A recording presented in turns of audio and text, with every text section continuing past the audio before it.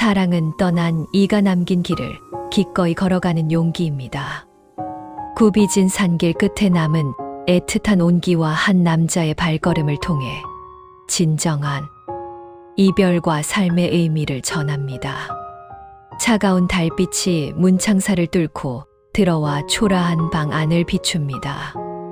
방 안은 주인을 잃은 공기로 가득 차 숨소리조차 무겁게 가라앉아 있습니다. 홀로 남겨진 사내, 만석은 아내의 유품인 낡은 빗을 손끝으로 가만히 덧그립니다. 한때는 아내의 고운 머리카락을 쓰다듬었을 그 물건이 이제는 시린 촉감만을 남긴 채 그의 곁을 지키고 있습니다. 만석의 입술 사이로 깊은 한숨이 새어 나옵니다. 그 한숨은 적막한 방 안을 배회하다 이내 차가운 벽에 부딪혀 흩어집니다. 생기를 잃은 이 방에서 그는 혼자만의 겨울을 견디고 있습니다. 마을 어귀에서 만난 노인은 넋을 잃은 만석의 어깨를 짚으며 나직이 말했습니다. 사람아, 사랑은 살아서만 하는 것이 아니라네. 떠난 이가 남긴 길을 기꺼이 걸어가는 그 마음에서도 사랑은 다시 피어나는 법이지. 그 말은 만석의 가슴에 가시처럼 박혔습니다. 진정한 사랑이란 그저 곁에 두고자 하는 집착이 아니라 남겨진 이에게 다시 살아갈 용기를 불어넣어 주는 것이라는 그 노인의 조언은 아직 만석에게 먼 나라의 이야기처럼 들릴 뿐이었습니다. 만석의 인생은 오로지 아내 버들을 위한 것이었습니다. 평생 병약했던 아내를 위해 그는 험준한 산맥을 제 집 드나들듯 쏘다녔습니다. 귀한 약초를 캐고 무거운 짐을 나르며 산길을 타느라 그의 발등은 성할 날이 없었습니다. 날카로운 바위에 긁히고 가시덩굴에 찢겨 만석의 발등은 늘 흉측한 상처투성이었습니다. 뼈마디는 뒤틀려 툭 붉어져 나왔고 굳은 살은 갑옷처럼 딱딱해졌습니다. 버들은 그런 남편의 발을 볼 때마다 자신의 병이 남편의 몸을 갉아먹는 것만 같아 미안함에 눈물을 적시곤 했습니다. 아내가 세상을 떠난 지 37일이 지난 어느 깊은 밤이었습니다. 만석은 깊은 잠과 얕은 꿈 사이를 헤매고 있었습니다. 그때 발등 위로 기이한 감촉이 느껴졌습니다. 서늘하면서도 말로 표현할 수 없을 만큼 부드러운 기운이었습니다.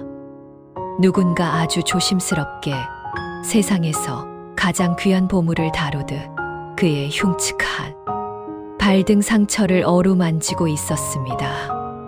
그 손길은 너무도 애틋하여 만석은 차마 눈을 뜨지 못한 채 그 온기에 온 신경을 집중했습니다.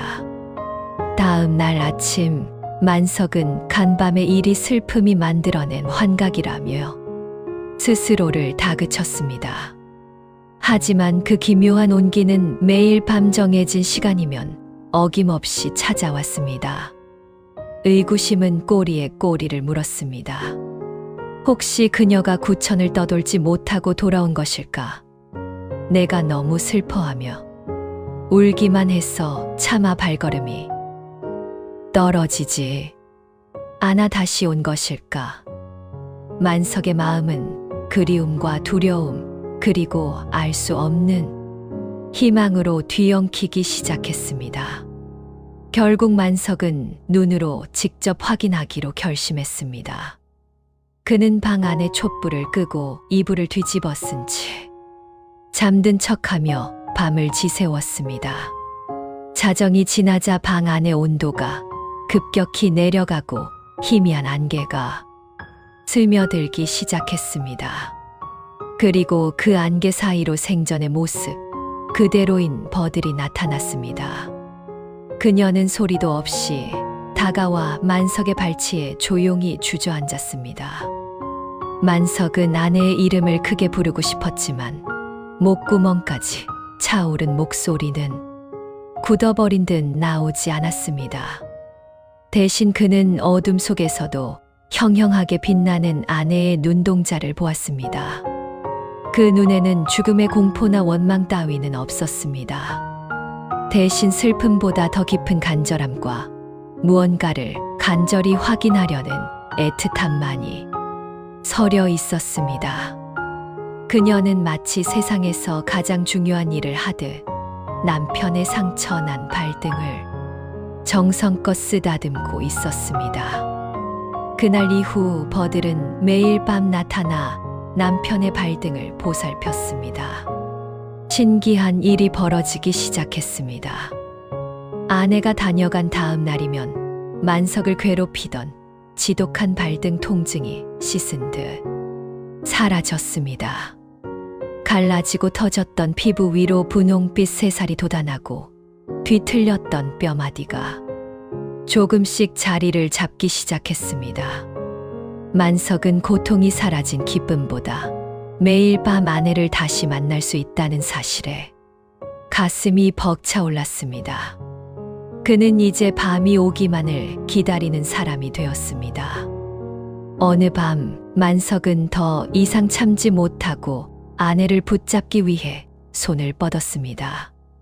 하지만 그의 손가락 끝에 닿은 것은 차가운 공기뿐이었습니다. 버들은 연기처럼 흩어져 사라졌습니다. 불안해진 만석은 마을 무당을 찾아갔습니다. 무당은 무거운 얼굴로 경고했습니다. 망자가 이승의 사람과 자꾸 접촉하면 영혼이 닳아 없어지게 됩니다. 결국 저승으로 돌아갈 길을 영영 잃고 원귀가 되어 구천을 떠돌게 될 것이니 부디 그녀를 놓아주어야 합니다. 만석의 그리움은 무당의 경고조차 압도했습니다. 그는 아내를 조금이라도 더 오래 머물게 하려 집안의 부적을 모두 떼어내고 밤마다 문을 활짝 열어두었습니다. 그러나 만석의 욕심이 커질수록 아내의 안색은 날이 갈수록 창백해졌고 그녀의 형체는 마치 물에 불린 종이처럼 흐릿해져 갔습니다. 만석은 그제야 깨달았습니다. 아내가 매일 밤 자신의 발등을 만지는 것은 단순히 병을 고쳐주기 위함이 아니라 다른 중대한 이유가 있음을 말입니다. 그러던 중 만석은 아내가 생전에 남긴 낡은 일기장을 우연히 발견하게 됩니다. 그 속에는 아내의 진심이 서툰 글씨로 적혀 있었습니다. 당신이 나를 위해 걸었던 그 험한 산길들이 당신의 발등에 지워지지 않는 흉터로 남았습니다. 내가 떠난 후 당신이 그 흉터를 볼 때마다 나를 떠올리며 슬퍼하다 결국 내 뒤를 따라오려 할까봐 나는 너무도 무섭습니다. 나는 내 손으로 당신의 발등을 깨끗하게 낫게 하여 당신이 이승의 길을 더 힘차게, 더 오래 걸어가게 하고 싶습니다. 일기장을 붙잡고 만석은 짐승처럼 통곡했습니다. 아내는 자신의 영혼이 소멸해가는 고통을 견디면서까지 이승에 머물고 있었던 것입니다. 그것은 자신의 안위를 위해서가 아니었습니다. 홀로 남겨진 남편이 삶을 포기하지 않도록 다시 일어서서 당당히 걸어갈 수 있는 튼튼한 발걸음을 선물하기 위함이었습니다.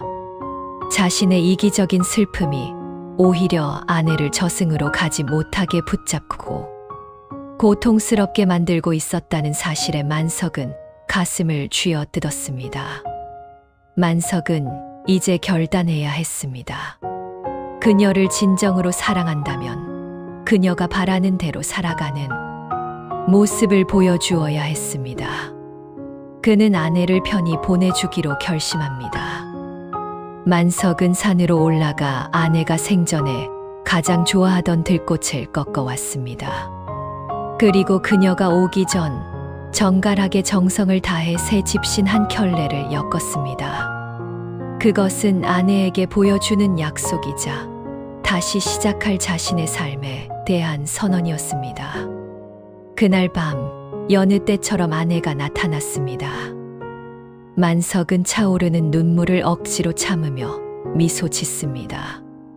아내의 손이 그의 발등에 닿자 만석은 나직하지만 힘있는 목소리로 말했습니다. 보구려 임자, 내 발등이 이제 다 나았소. 당신이 정성으로 낫게 해준 이 발로 나는 이제 세상을 더 열심히 살아보려 하오. 당신이 남긴 이 길들을 내가 꿋꿋이 걸어갈 테니 그러니 이제 걱정 말고 가구려. 좋은 곳에서 나를 기다려 주구려.